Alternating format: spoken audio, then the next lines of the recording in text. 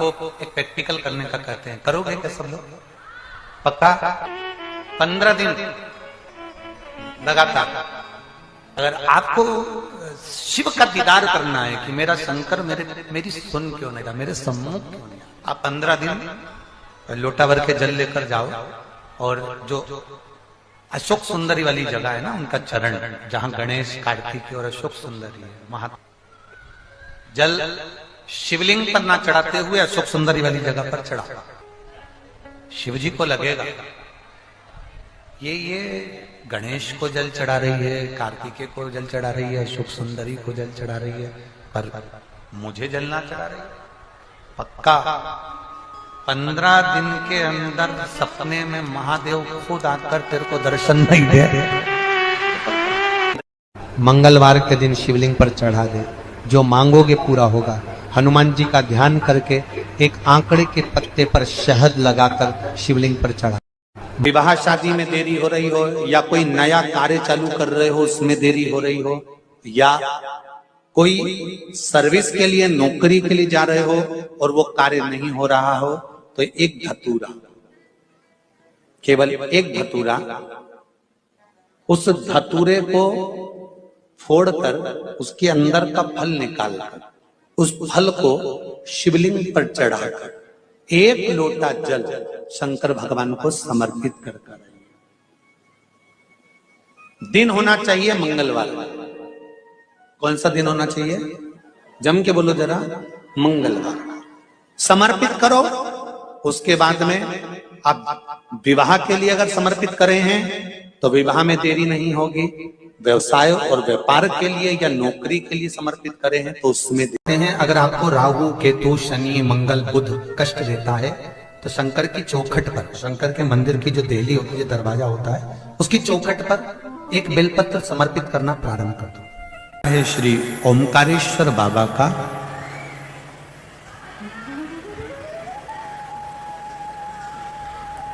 देवऋषि नारद के लिए, और देवऋषि नारद के छोटे से ज्ञान के चक्कर में भगवान शंकर को एक अवतार लेना पड़ा। भगवान शिव को एक ज्योतिर्लिंग में आकर विराजमान हुआ। 12 ज्योतिर्लिंग में परमेश्वर जो लिंग है, देखिए ये जो ओमकारेश्वर है, ओमकारेश्वर का जो शिवलिंग है, शिवलिंग का नाम है परमेश्वर लिंग।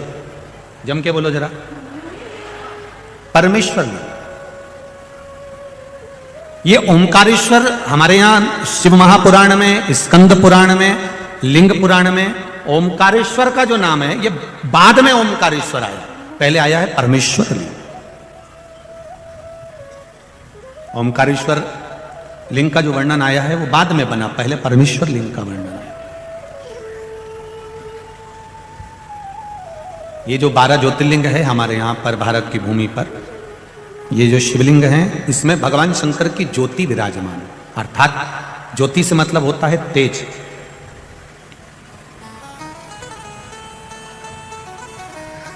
संसार में चाहे कोई शंकर जी की पूजन करे ना करे, पर जितने भी मनुष्य के शरीर है, मानव की जितनी देह है, मानव का जितना शरीर है, और चाहे जलचर हो, थलचर हो, वायुचर हो, जीव जितने भी हैं, उसमें जो जठर अग्नि होती है, भोजन पचाने की जो सामर्थ्यवान अग्नि होती है, जो शरीर के अंदर होती है, वो शरीर की अग्नि ही शिव की ज्योति के तुल्य होती है। इसलिए उसको समझना कि संसार में जितने भी मनुष्य हैं, जितने भी मानव हैं, ये कोई साधारण नहीं है, सब में भगवान समाया है। प्रत्येक में नर नारायण, प्रत्येक में भगवान, प्रत्येक में भगवान समाया। इसलिए शायद लोग कहते हैं तुझ में रब दिखता है यारा में, सब में भगवान समाया, प्रत्येक कंकर कंकर शंकर। और उसका फल केवल एक दीवार ऐसी होती है जहां पर हनुमान जी का चित्र लगाया जाता है। चाहे तुम पर्वत उठाने वाला चित्र लगाओ हनुमान जी का, चाहे बैठे हुए लगाओ, चाहे रामायण पढ़ने वाला लगाओ, चाहे लंका दहन करने वाला लगाओ, चाहे राम नाम जपने वाला लगाओ, चाहे लक्ष्मण को संजीवनी देने वाला लगाओ, चाहे मौन मुद्रा में लगा दो, चाहे स्तुति में लगा दो, चाहे भजन में लगा दो, हनुमान जी का कोई भी चित्र लगता है तो ना पूरब में लगेगा, ना पश्चिम में लगेगा, ना दक्षिण में लगेगा। हनुमान जी का अगर चित्र लगता है तो उत्तर की दीवार में दक्षिण को देखते हुए लगता है, केवल एक ही स्थान। ऐसे उनका आज तक हनुमान चालीसा पढ़ना नहीं है, आज तक कोई चालीसा, चाहे गायत्री चालीसा हो, लक्ष्मी चालीसा हो, शिव चालीसा हो, पढ़ना ही नहीं आती। बस बैठ गए भगवान के सामने और पढ़ लिया आसन लगा के। नहीं नहीं नहीं, चालीसा पढ़ने का भी एक नियम है। अगर कोई लक्ष्य लेकर पढ़ रहे हो तो उसका एक नियम है। पूरी जिंदगी पढ़ते रहोगे तो भगवान की प्राप्ति नहीं है, पर लक्ष्य लेकर अगर पढ़ा है आसन से, जिस भगवान की चालीसा पढ़ रहे हो उसकी मूर्ति या उसका फोटो आपके सामने होना चाहिए।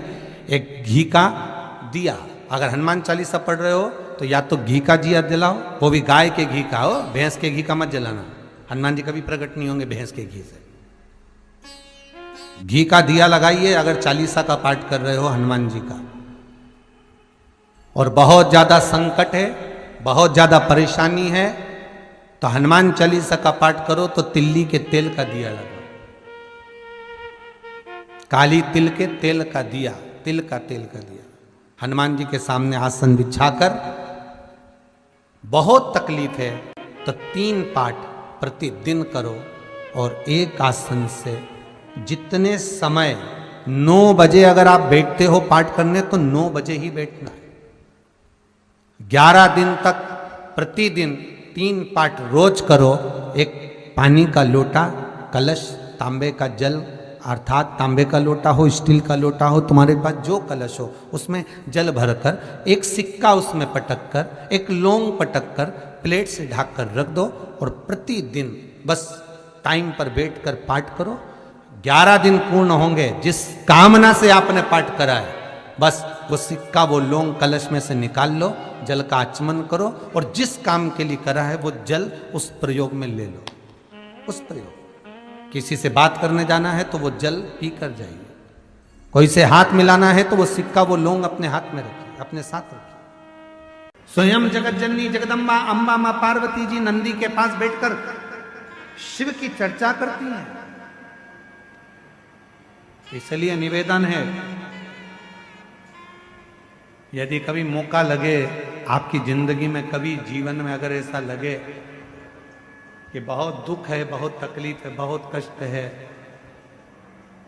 एक बेलपत्र अपने हाथ में रखो, उल्टे हाथ में, सीधे हाथ से उस बेलपत्र पर अपना हाथ रखिए,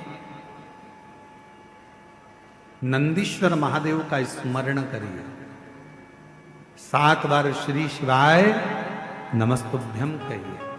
फिर उस बेलपत्र को सीधे हाथ में रहकर, जो नंदी शिवजी के मंदिर में है, दोनों सींग है, उस सींग के ठीक पीछे नंदी का उभरा हुआ भाग है, उस भाग पर नंदीश्वर शिवलिंग का स्मरण कर कर बेलपत्र को चढ़ा दो। इस डंडी का भाग पूंछ की ओर होना चाहिए, पत्ते का भाग मुख की ओर हो, और उस बेलपत्र को बाबा के चढ़ाकर, कितना भी दुख हो जिंदगी में, कितना भी कष्ट हो, नंदीश्वर महादेव का जब स्मरण आप करने लगते हो तो धीरे धीरे वो दुख कटना प्रारंभ हो जाता है, शिव हाथ पकड़ना प्रारंभ होता है। नाग की धर्म पत्नी सतशीर्षा, और सतशीर्षा नाम यहाँ भी काम आता है जब कोई नारी के, स्त्री के रजस्वला धर्म की कोई तकलीफ हो, नारी को रजो धर्म से जुड़ी हुई कोई प्रॉब्लम हो, पेट में दर्द हो या तकलीफ हो या कष्ट हो, तो केवल सतशीर्षा का नाम लेकर, यदि शिवजी के शिवलिंग पर, जैसे ये शिवलिंग है, सतशीर्षा का नाम लेकर अशोक सुंदरी वाली जो जगह, यहाँ से जल चढ़ाते चढ़ाते शिवलिंग के चारों तरफ 7 बार यदि जल की धार लगाई जाए और उसी का जल झेल कर नंदी के पास बैठ सतशीर्षा का नाम लेकर अगर पिया जाए, रजो धर्म से जुड़ी हुई जितनी भी तकलीफ हो, रजस्वला धर्म से जुड़ी हुई जितनी भी तकलीफें होती हैं, वो धीरे धीरे समाप्त होने। घर में अगर कोई वाहन आता है, घर में अगर कोई गाड़ी आती है, चाहे 2 व्हीलर है, चाहे 4 व्हीलर है, या कोई फैक्ट्री हो जो चल नहीं रही हो, बड़े परेशान हो गए, कुछ दिन अच्छा चलती फिर बैठ जाती, कोई व्यापार आप कर रहे हैं और थोड़े दिन अच्छा चल रहा है, थोड़े दिन बैठ रहा है, तो कुछ नहीं करना, केवल हनुमान जी के मंदिर का उल्टा पांव का सिंदूर लेकर आइए, हनुमान जी के 3रे नंबर का भाई गतिमान का नाम लेकर, और दुकान पर, व्यापार पर, फैक्ट्री पर या गाड़ी पर उसका स्वस्तिक बना के, जिंदगी में कभी ना तो गाड़ी का एक्सीडेंट होगा, ना कहीं वो गाड़ी कभी ठुकाएगी और ना कभी खड्डे में जाएगी। और अगर फैक्ट्री पर आपने अगर स्वस्तिक बनाया है तो वो फैक्ट्री कभी कर्जे में, खड्डे में नहीं। का आद्रा नक्षत्र है।